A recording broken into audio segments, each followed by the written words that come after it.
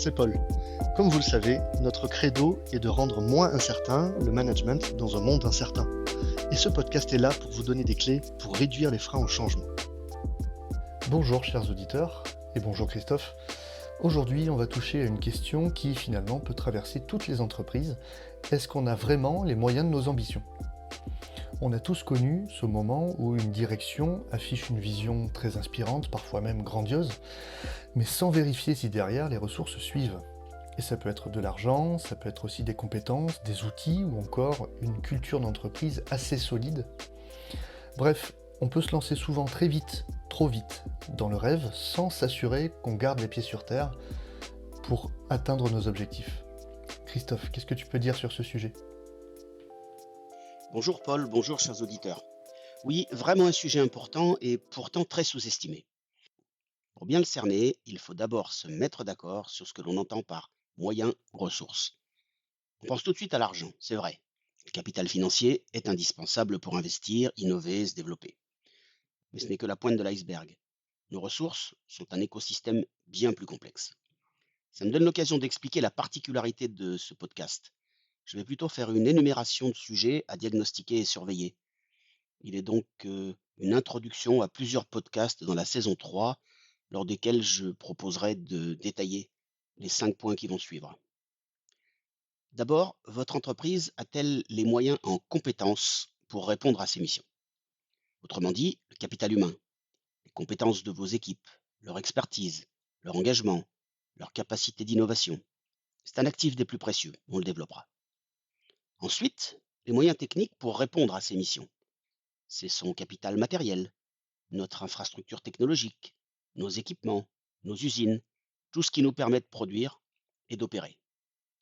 Pour poursuivre, votre entreprise a-t-elle les moyens financiers pour répondre à ces missions? En clair, l'entreprise est-elle capable de financer son ambition? En quatrième, je voudrais que vous puissiez réfléchir au capital immatériel de votre entreprise, c'est-à-dire la force de sa marque, sa réputation, sa culture d'entreprise. Ces éléments ne se voient pas sur un bilan, mais ils sont pourtant essentiels pour attirer les clients et les talents. Et enfin, pour tous les points évoqués, est-ce que votre entreprise s'assure de l'utilisation optimale de ses ressources, d'une part, et existe-t-il un plan d'action pour aligner la structure et surtout ses ressources sur la stratégie? Je m'en arrête ici pour les 5 points que j'évoquais. Si je devais tous les développer, il me faudrait des heures. Je les traiterai séparément dans d'autres podcasts et je vous invite déjà à vous interroger en interne sur tout ça. On a bien compris, Christophe, que cet épisode est un petit peu particulier parce qu'on va rester sur une introduction de ce sujet et que d'autres épisodes viendront pour aller plus dans le détail. Mais si on essaye d'aller à l'essentiel, quelle serait la bonne approche selon toi, de façon assez synthétique, pour savoir si une entreprise a vraiment les moyens de ses ambitions ? C'est donc une question d'alignement. C'est l'examen de conscience stratégique qui nous pousse à nous demander si les objectifs que nous nous fixons sont en cohérence avec l'écosystème de ressources que nous avons et que nous sommes capables de construire. Pour que vos ambitions ne restent pas de simples utopies, commencez par un audit et un inventaire des ressources, avant de se lancer. Un état des lieux, pas seulement un bilan comptable, mais un véritable audit stratégique. Où en sommes-nous en termes de compétences? Nos équipes ont-elles les formations nécessaires? Nos outils sont-ils adaptés aux défis de demain? C'est essentiel pour identifier les lacunes et vos points forts. Ensuite, travaillez la priorisation et l'allocation ciblée des ressources. Toutes les ambitions ne peuvent pas être poursuivies en même temps, avec la même intensité. L'allocation des ressources doit être chirurgicale. On identifie les initiatives qui ont le plus grand impact sur la vision globale et on leur donne les moyens de réussir, quitte à mettre en pause des projets moins prioritaires. Choisir, c'est renoncer. Poursuivez par de l'investissement dans l'humain et l'interne. Vos employés sont votre principale source d'innovation et de croissance. Proposez des formations, favorisez la mobilité interne, permettez à un talent de changer de poste pour acquérir de nouvelles compétences. Cela vous assurera que vos ressources, humaines notamment, sont prêtes pour les ambitions de demain. Un point complémentaire, pourquoi ne pas travailler l'agilité et la frugalité? Ce sont bien des mots comme ça, mais être agile, c'est être capable de réallouer rapidement vos ressources quand les circonstances l'exigent, pour réorienter ses équipes et ses budgets sans perdre de temps.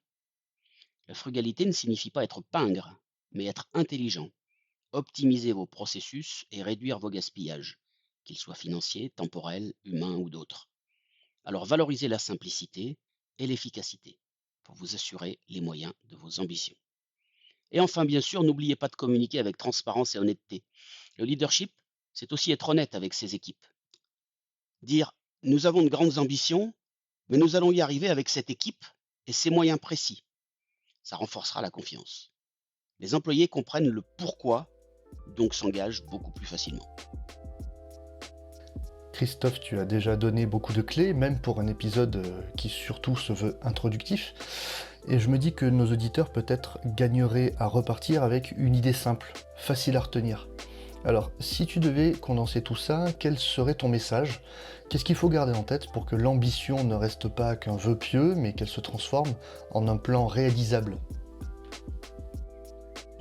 En conclusion, retenez seulement qu'avoir de l'ambition est une qualité essentielle, mais qu'elle ne doit jamais vous aveugler. La hauteur des rêves de l'entreprise ne caractérise en rien sa performance, et surtout pas la clairvoyance de ses moyens. L'alignement entre les ressources et les ambitions n'est pas un frein, mais un accélérateur qui vous permettra d'atteindre des objectifs de manière durable et efficace. Gardez à l'esprit qu'un rêve sans moyens n'est qu'un souhait. Un rêve mesuré avec des moyens bien adaptés et bien gérés, c'est un vrai plan de succès. Je vous remercie et à bientôt. Et n'oubliez jamais, votre entreprise fonctionne aujourd'hui, alors ne cassez rien. Ajustez seulement quelques détails essentiels et si ce court développement a éveillé chez vous une idée ou une action immédiate, alors nous avons atteint notre objectif. Et surtout, faites-vous confiance. À bientôt.